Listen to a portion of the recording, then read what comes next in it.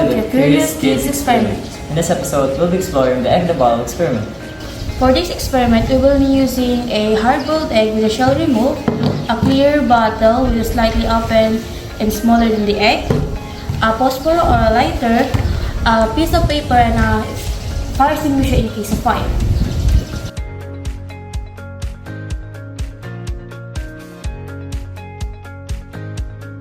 This experiment involves an open flame, so if you're trying to recreate this at home, make sure you have the right supervision of parents and the proper safety equipment. To begin this experiment, we need to light this small piece of paper and drop it and put the egg on the top of the bottle.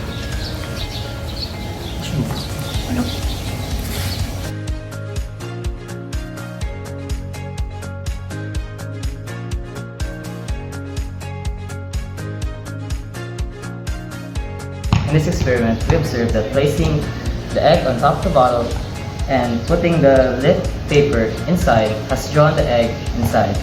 This is due to the combined gas law. Combined gas law describes the relationship between the temperature, pressure, and volume of a gas when the volume of gas is fixed. This experiment is a great example of the combined gas law, which combines the three laws of gases: Charles' law, Boyle's law, and Gay-Lussac's law, and state that temperature, pressure, and volume of a gas are related. It is defined by the formula P1 times V1 over T1 is equal to P2 times V2 over T2, where P is pressure, V is volume, and T is temperature.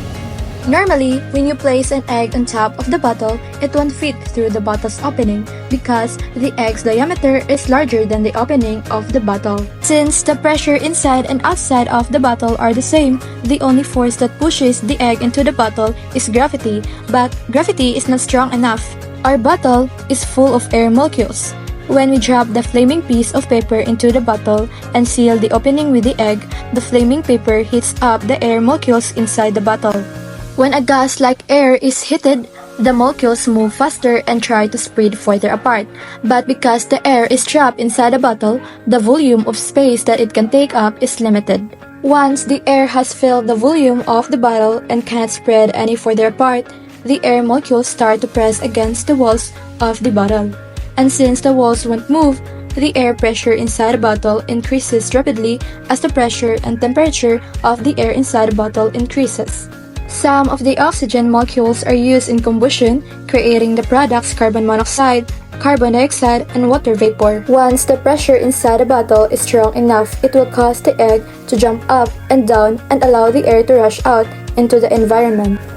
Both of these processes reduce the amount of air inside the bottle, but because the air is extremely hot, its volume still fills the bottle and high pressure remains. Once the majority of the air molecules have escaped the bottle or used in combustion, the flame of the paper will extinguish. Once this happens, the air inside the bottle will begin to cool, reducing in volume and pressure. But because we have far less air molecules inside the bottle than when we started, the pressure inside the bottle drops much lower than at the start of the experiment.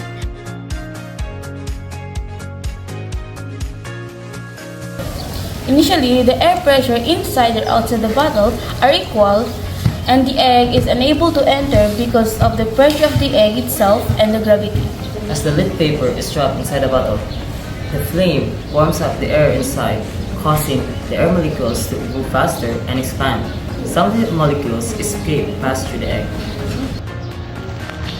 As the fire consumes the oxygen and dies down, the air inside the bottle cools and the molecules slow down, causing the pressure inside the bottle to decrease.